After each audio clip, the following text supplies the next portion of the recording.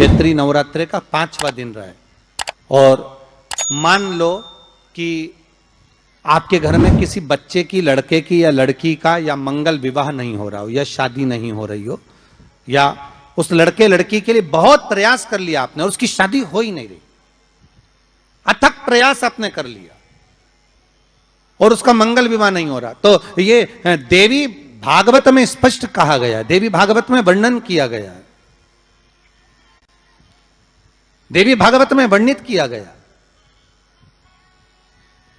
और देवी भागवत में कहा गया कि आम का जो पत्ते होते हैं, आम का जो पत्ता होता है, आम का जो पल्लव होता है, उस आम के पत्ते पर हल्दी और सिंदूर,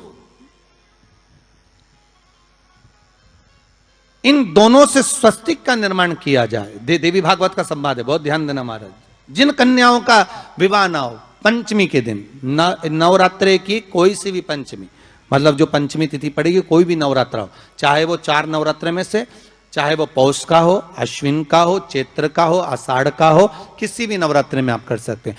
एक पान के पत्ते पर, एक ही पत्ते पर जो 2 स्वस्तिक बनेंगे, एक हल्दी का बनेगा, एक सिंदूर का बनेगा।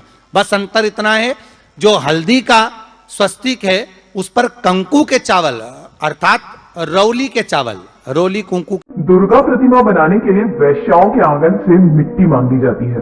कहते हैं कि उस मिट्टी के बिना दुर्गा जी की प्रतिमा अधूरी मानी जाती है। क्यों होता है ऐसा? ये प्रथा बंगाल से शुरू हुई थी। यहाँ दुर्गा माँ की प्रतिमा वैश्याओं के आंगन की मिट्टी, जिसे निषुद्धोपाली की मिट्टी भी कहा जाता है, ऐसे बनाई जाती है। बता दें कि निषुद्धोपाली उस इलाके को कहते हैं जो अशुद्ध माना जाता है और जहाँ जाना वर्जित होता है।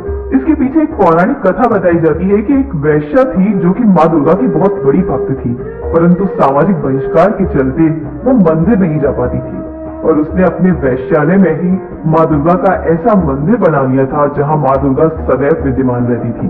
और तब स्वयं माँ दुर्गा ने वैश्याओं को मुख्य धारा में शामिल करने के लिए और इस समाज में सम्मान दिलाने के लिए वहाँ के एक पंडित को एक स्वप्न दिया कि अगर तुम मेरी पूजा सच्ची करना चाहते हो तो तुम जाओ और उस वैश्या के आंगन से मिट्टी लेकर आओ। उस मिट्टी से जो प्रतिमा बनेगी वो प्रतिमा सबकी मनोकामनाएं पूर्ण करेंगी। और तब उस पंडित ने ऐसा ही किया।